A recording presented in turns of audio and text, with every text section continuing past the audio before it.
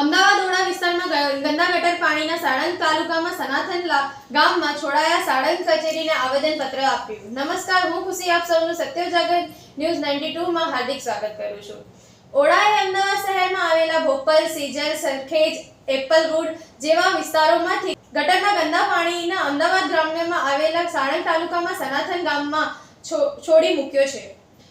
ગટરના ગંદા પાણીથી શહેરમાંથી ગામડામાં વિસ્તારમાં છોડાયેલા સનાથન ગામમાં આવેલા લંબે નારાયણ આશ્રમની ખેતીને મોટું નુકસાન થાય છે।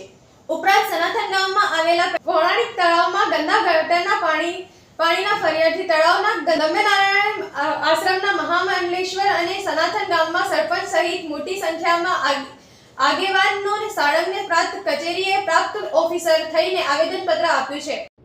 આવા પ્રકારની તમામ જાણકારીઓ પ્રાપ્ત કરવા માટે અમારા ચેનલ સત્ય ઉજાગર ન્યૂઝ 92 ને લાઇક, શેર, સબસ્ક્રાઇબ અને કમેન્ટ કરવાનું અચૂક ન ભૂલતા। ધન્યવાદ। જય હિન્દ, જય ભારત।